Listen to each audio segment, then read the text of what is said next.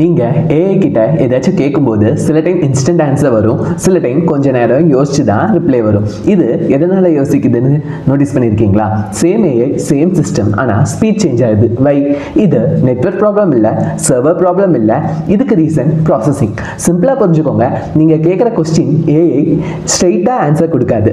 அது என்ன பண்ணுன்னா உங்களோட ஃபுல் ப்ராம்ப்டை படிக்கும், அதை அனலைஸ் பண்ணும், அப்புறம் தான் ஆன்சர் ஜென்ரேட் பண்ணும். சின்ன இன்புட்னா படிக்க ஈஸி, அனலைஸ் ஈஸி, ஆன்சரும் ஃபாஸ்ட்டாக வரும். ஆனால் லாங் ப்ராம்ப்ட்னா படிக்க நேரம் எடுக்கும், அனலைஸ் பண்ணவும் நேரம் எடுக்கும், ஆன்சர் ஜென்ரேட் பண்ணவும் நேரம் எடுக்கும். அதனால தான் டிலே வருது.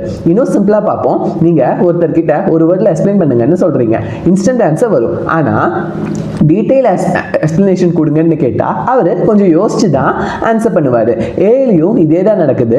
இன்னொரு முக்கியமான பாயிண்ட், லாங் ப்ராம்ப்ட்னா டோக்கன் ஜாஸ்தி, டோக்கன் ஜாஸ்தினா ப்ராசஸிங் ஜாஸ்தி, ப்ராசஸிங் ஜாஸ்தினா ஸ்பீடு கம்மி. ஸோ சொல்யூஷன் என்னன்னா, ஷார்ட்டாக கேளுங்க, கிளியராக கேளுங்க, அன்னெசரி வேர்ட்ஸை அவாய்ட் பண்ணுங்க, ஸ்ட்ரக்சராக கொடுங்க. இப்போ என்ன நடக்கும்? ஃபாஸ்ட்டாக ஆன்சர் வரும், கிளியராக வரும், ஈஸியாக புரியும். Easy rule: simple prompt fast answer, complex ப்ராம்ப்ட்னா ஸ்லோ ஆன்சர். இது புரிஞ்சுக்கிட்டா நீங்கள் ஏஐ ஸ்லோன்னு சொல்ல மாட்டீங்க. ஃபாலோ பண்ணுங்கள். நாளைக்கு புது வீடியோவில் பார்ப்போம். பை.